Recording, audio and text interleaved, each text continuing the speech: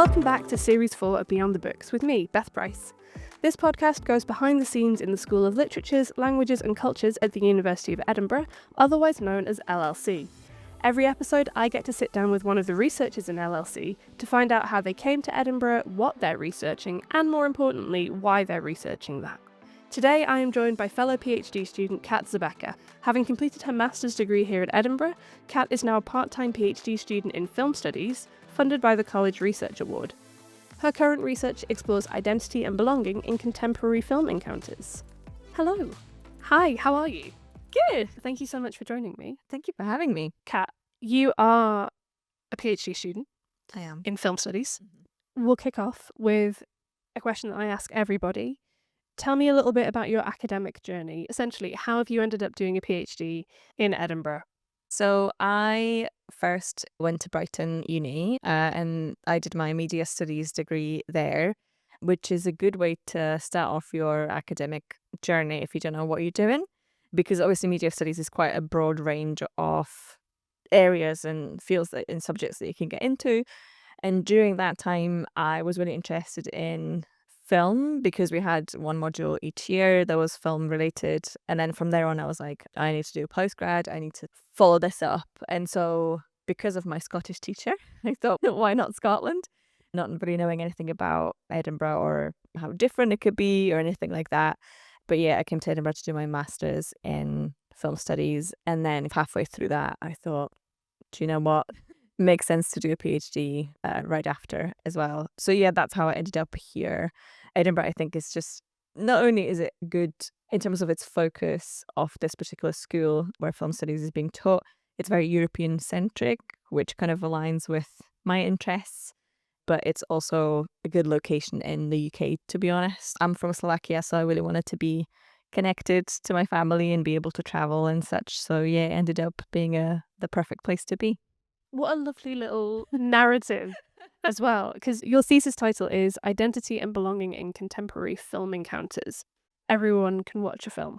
It's a really accessible kind of media. Almost everybody will have seen one film in their lives. Art studies looking at paintings or sculpture and kind of more high art, that's less accessible. So I guess film studies connects with a lot more people. Yeah. And I think, you're right. I think its basis is in the everyday. But then, I don't know, I think sometimes when you look at the academic stuff related to film studies, it can sound like film studies is trying very hard to be not accessible at times.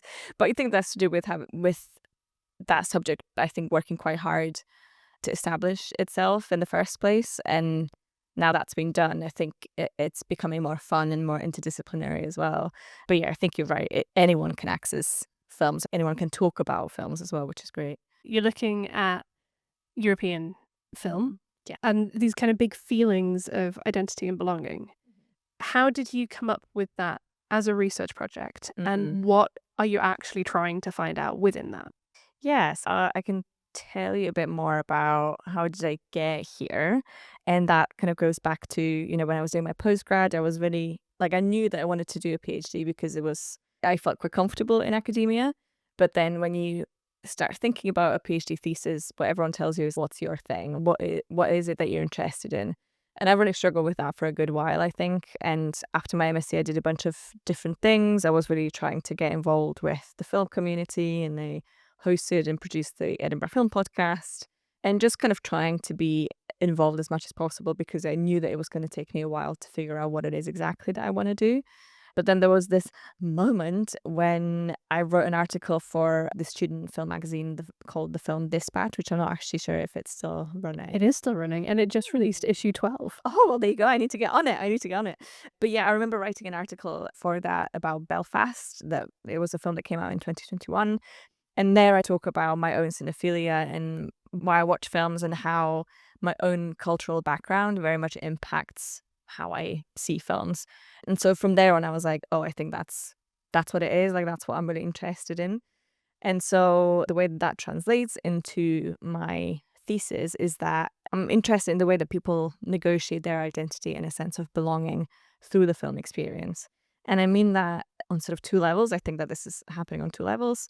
The first one is that viewers identify, or maybe don't, with characters in the film based on their personal experience, their culture, age, gender. And as they do that, they experience emotions.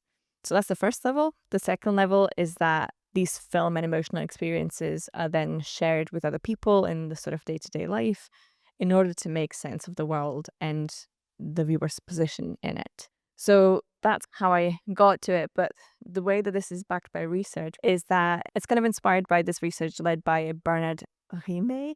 I really don't know how to say this person's name. I do apologize. But they, with colleagues, started working on research in the 90s where they started looking at why people share experiences when they experience some sort of emotional event. And this can be traumatic, but not necessarily. It just needs to be intense. And so what they're arguing is that actually people will seek out the sharing and the verbalizing of that experience. And so they argue that it's essential to the processing of that emotional event and through other people's reactions to it, but also through the retelling of the experience during which we sort of organize our thoughts and the timeline of the event and also reassess our position towards it. We are testing our sense of the world and reducing our sort of cognitive dissonance that the emotional experience caused in the first place. And so they call this process the social sharing of emotion because it is social in nature, because you need other people for that to happen.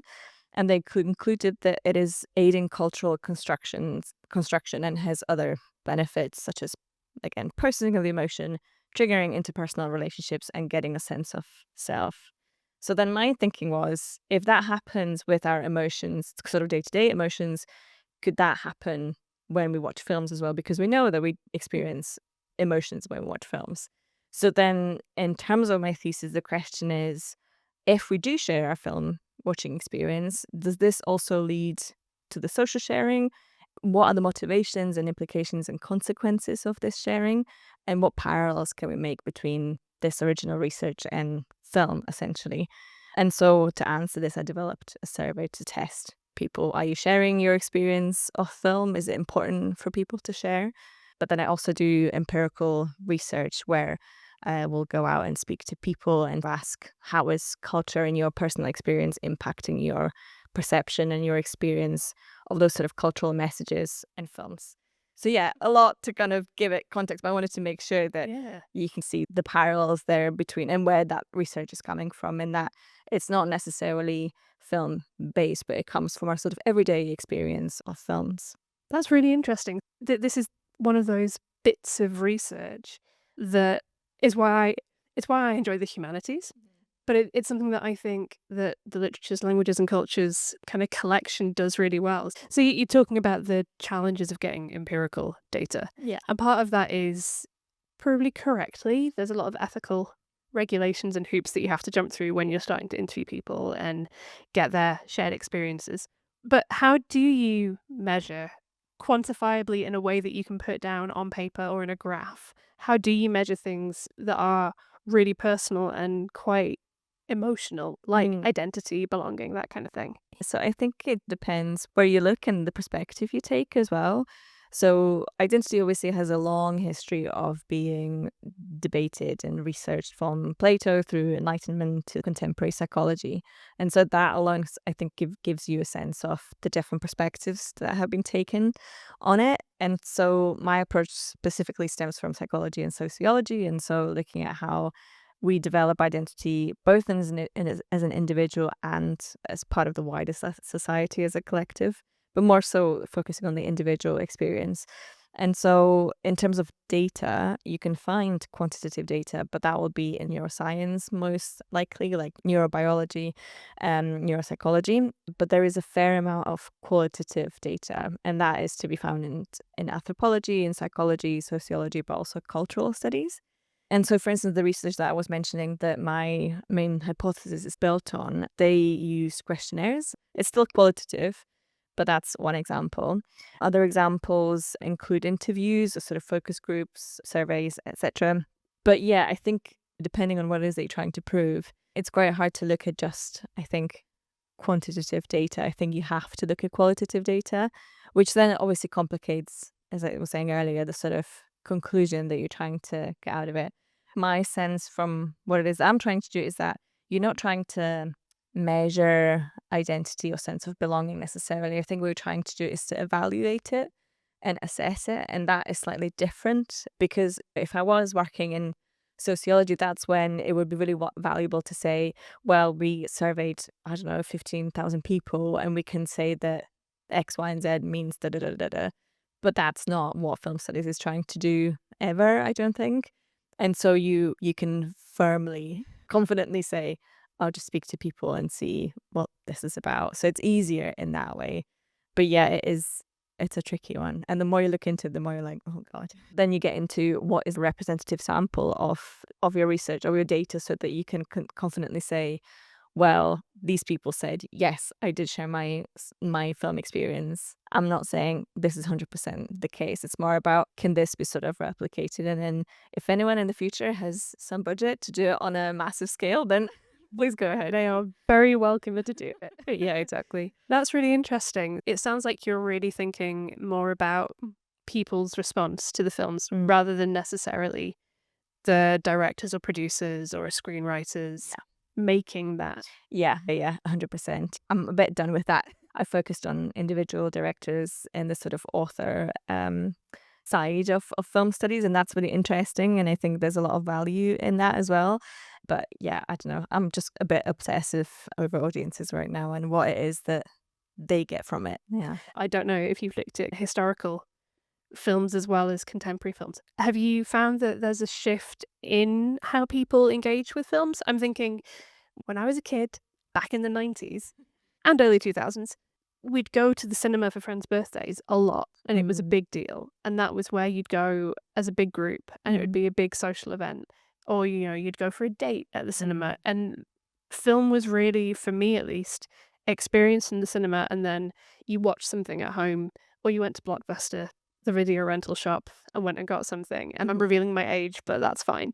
But now you have such a huge choice of film at your fingertips, depending on different streaming services. You can watch something that none of your peers have heard of, and you might find it's fantastic, but they've not got that same kind of cultural touch point.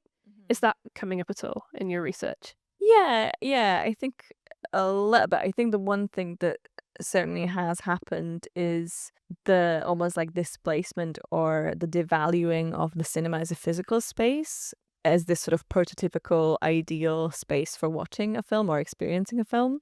And so that's really interesting, because a lot of film studies research is sort of geared towards that. It's only obviously with the move to the digital era that we've started thinking about, oh, what happens when you don't sit in a cinema? And obviously, like that, there was obviously research done on TV, but again, and there's a whole divide about like what is TV, what isn't film or whatever.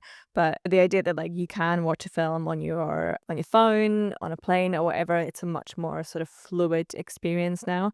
It's funny to me whenever my supervisor doesn't understand that, like whenever young people especially don't watch films on like a big screen, they just watch it on a laptop, and I'm like, that's my experience as a film student as well. Like I kind of prefer it because you get it super close to your face, and that's enough for me. I don't need a big screen. I can hold it really close. Exactly. So yeah, but equally, it's sometimes I find that this sort of argument of, oh, are people not watching films? Are people not going to the cinema anymore? It's kind of like, or are books gonna go out of style type of thing. It seems to me the same principle of a dilemma, if you will. But you still have like big cinema events, like when Barbie came out and Oppenheimer came out. Oh my God, Barbenheimer. Yeah. But I think it's still there, but there's so much choice, and how do you sort of decide? But yeah, I think people still watch films. I think more young people should go to the cinema more. I will say that. I think what's interesting as well is whenever the older generation, if you were like whoever was born in the 90s or earlier, where they see the difference between, as you say, going to the cinema as a social event and then leaning towards the digital era or age where you could get anything, that obviously changes the circumstances in which we watch films. And I think that just raises interesting questions about, do we still watch films for the same reason as we did 20 years ago, let alone like 50 years ago? I think as well, film is still, compared to almost every other media form, quite young. Film technology existed at the back end of the 19th century, but really only became a popular thing in the 20th century, whereas art, illustration, books, text, poetry, theatre has been around for hundreds and hundreds of years, if not more. So I think it's so interesting how compressed the changes are. For sure. Yeah. And also that's why it's very difficult to sort of predict Yeah. what's going to happen next. And it was actually fun because you did ask me about the sort of historicity of those issues. My dissertation for my master's was about mapping out King Kong and the original and the remakes and the sort of reasons for why those films were remade. And what was really interesting is that basically every time it was remade, and I was just focusing on sort of four versions, one in the 30s, 70s, early 2000s, and then the sort of latest Oh, yeah. one, sort of 2017 version. But it was always, when it came to the technology, there was always some sort of critic who's like, it's the death of cinema. People just go in for the spectacle and this old age sort of debate. You see how these debates come up and die down again, and that kind of happens all the time. So, Yeah. yeah. I mean, yeah, cinema's died as many times as films have been released. Exactly. I guess the follow-on question from that for me is, has your engagement with film changed since you've started studying? Can you switch off the academic brain of it, or are you always analysing it now? Yes, for sure. I mean, talking about Devil Wears Prada too, I hated it because I really couldn't really find anything in it that was good outside of the sort of outside of the cult like Yeah. position of the film. But then we had a chat about it with friends, and my friend is like, "Oh, it's because you study film, and it's like, that's why." I'm like, I like to think that's not the case, and that I can switch it off, and I'm like, I'm just gonna try and let the film like wash over me and be more attuned with the way that I feel about it, rather than the way that I'm like Yeah. trying to analyze how the shots work and everything in the cinema. Or the lighting's really flat and Yeah. I think if anything, I'm conscious of noticing those things because you're primed to do that. But then I think if like I'm more interested in the sort of absorption in the film as it unfolds. And so if that doesn't happen, subjectively, that's my sort of measurement for like, is this film good or not? I know what you mean. It's the difference between, wow, where did that 2 hours go? Yeah. And, oh my God, it's only been 45 minutes. Yeah. Yeah. Yeah. Some films push you to sit in that space. Yeah. And especially if you do watch it in a cinema, I think it's slightly different when you have all of your distractions around you when you're trying to watch it in your living room or whatever. But yeah, if you're in cinema, you're like, well, I can't leave. You wouldn't think to leave the room. It would have to be a really shocking film Yeah. to think of leaving a cinema. Yeah, right. I mean, I've seen people do that before with films that aren't even that controversial, but up to them. But yeah, I know what you mean. I think from the films that we've seen on the course that I taught, it was always a surprise. Every time I thought, you know what, students are not going to engage with this, they're going to hate it. They loved it, and I was like, what is it then? Like, I couldn't really find a recurring theme that would kind of tell me what it was that they responded to. But it had very little to do with form, I found, unless it was some sort of like the avant-garde stuff they really didn't enjoy, and that was only 20 minutes. But yeah, I think it was just the storytelling, to be honest. I think if the story was good enough, they were like, yeah, we could relate to it, or it was something different, or it was just sort of pushed me in a different direction. People always have a variety of reasons why they resonate with something. It's really interesting watching people watch films that you know about as well, I think. Yeah, for sure. I mean, I love watching Lord of the Rings, and whenever someone is like watching it for the first time, it's that kind of feeling of like just pure excitement of, Yeah. are they watching properly? Are they enjoying it? And that helps you see it for the first time a lot. But also, I've been showing little clips from the films that we were watching when I was teaching, and that was really interesting because I would take the clip and it would be like 2 minutes or something. But sometimes you could really feel the weight of the 2 minutes, especially if it was like a slow scene or something. And I'm like, wow, I can really feel the time passing, and I can feel how I forget about other people when I watch stuff by myself. And then all of a sudden you have people around you and you're like, whoa, I'm so attuned to how different this film might look to these people. You know what I mean? And that's a really interesting shift. And the same way when you go to the cinema and the cinema is packed. Oh, like people are laughing or having different reactions. And that's really fun because you're like, oh, it takes you out of it just being yourself and your thoughts and whatever it is that's on screen. You're doing a part-time PhD. Yes. Can I ask, what made you decide to do that rather than full-time study again? Yeah, so it wasn't really an intention. I didn't want to do a PhD part-time to start off with. For context, it took me 3 years to get funding. And I think I've listened to parts of your previous season and you were talking with somebody to say that tends to be the case. So I'm not alone in this. But yeah, it does take time. And by that point, I was just cracking on with work. But I did get an offer for a job that was dream come true at the time, but it was part-time. And that was like literally a month before I had my funding interview. And I was a bit like, yikes, if I do take this, that gives me an opportunity to do both the career, the professional stuff, and a PhD potentially. Not ideal, but doable. And also maybe potentially a bit more secure in terms of what comes after a PhD. Or I could have just stayed, and if the PhD did work out, then I would have done it full time. So yeah, it wasn't really a conscious decision, but I thought that the job offer that came up, I couldn't really say no to. And I'm still in the job. So yeah, it's worked out pretty good. And yeah, I think part-time is a hardcore version of a PhD.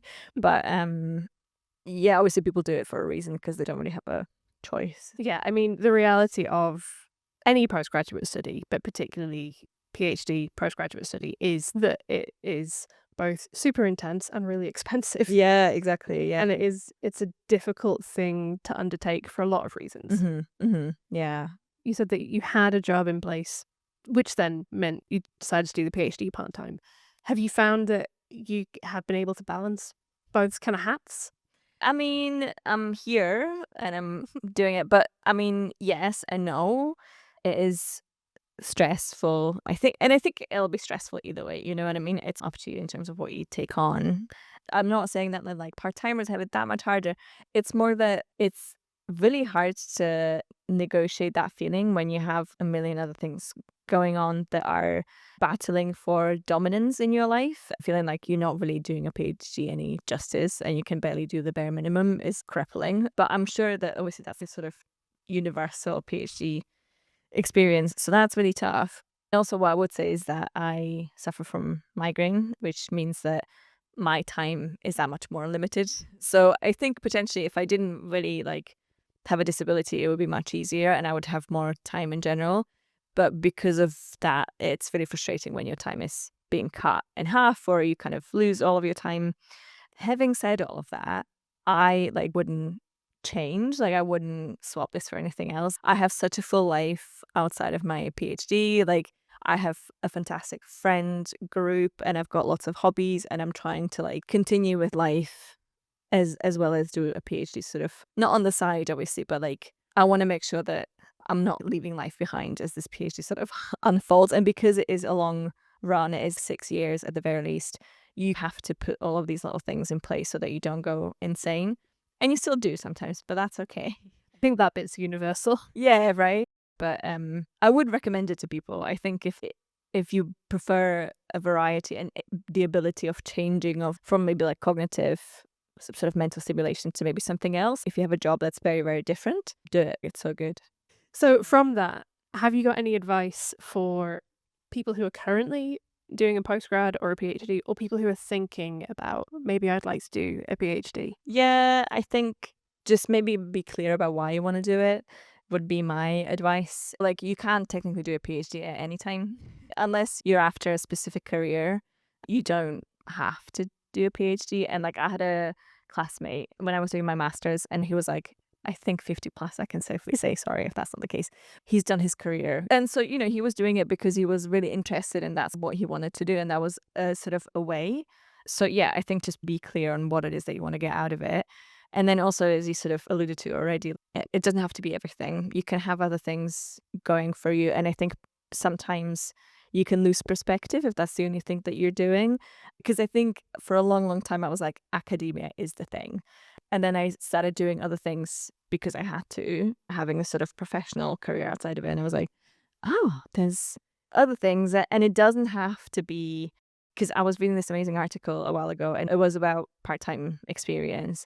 And it was talking about how like, if you want to teach after you've done your PhD, make sure you teach while you do your PhD. If you don't want to teach, don't do it. If you want to publish, great. If you don't want to publish, That's then okay. yeah, and that's the thing as well. Like you have so much autonomy by the time you decide to do a PhD that you should be able to make those decisions by yourself and know what's right for you and what isn't. And like, it's great that you have your supervisors there who can push you and be like, no, this is really important. But there's other pathways available, I think, especially now. So yeah. The only thing you have to do when you're doing a PhD is finish your thesis at some point. Yeah. And also just pass as well. And I'm really grateful for my supervisor. He's like, you just have to pass. It's not even like get a distinction or what. You just have to pass. And no one knows. No one ever like just pass and move on. Yeah. And no one will ever be able to take that away from you. Yeah. No, I think you're right. It has to be part of your life, not your entire Yeah. purpose. Yeah. That gets too much. Yeah. Yeah. Okay, my final question for you. Do you have an all-time favourite film? I don't have an all-time, I don't think. I have been thinking about this and I was like, well, I could just talk about Lord of the Rings, but how fun is that? But I mean, pretty fun. I mean, that's In my opinion, pretty fun. I think that's a big comfort thing. And I do think those films are incredible. But I think Boy by Taika Waititi is incredible, just in that like it's super simple. It's a very local story. It's so heartwarming. It's brilliant. And then recently I watched a film called Sorry Baby by Ava Victor that came out in 2025. And even though it's quite dark in the sort of theme of it, the tonality of that film is just like, it's just incredible. And if I ever were to make a film, that's the sort of film that I would make in that feeling that it was putting across. I couldn't believe it because I was like, somebody stole it from me. Just that kind of, I think, attunement to the theme and to the sort of storytelling was just perfection. So yeah, that's my favorite one recently. I like that. I haven't watched that one. I will go and check it out. Yeah, I would recommend. Yeah, just read the trigger warning before you go in there. Always good advice. Thank you so much for joining me. I've really enjoyed this chat and I could definitely keep talking about film or Lord of the Rings or both with you for a long time. Thank you so much. Thanks so much, Beth. That was a lot of fun. Thank you for having me. Thank you again to Kat Zabecka for joining me. If you've enjoyed this episode and want to hear more of my conversations with researchers in LLC, you can find the rest of this series on Apple Podcasts or on YouTube. Search for @the University of Edinburgh LLC there. And if you head to the university website, which is llc.ed.ac.uk/research/beyond-the-books, you can find not only the rest of this series, but Series 3, hosted by me, and Series 1 and 2, hosted by Emma Aviad and Ellen Davis-Walker. For now, it's goodbye from me. I have been Beth Price, and this has been Beyond the Books.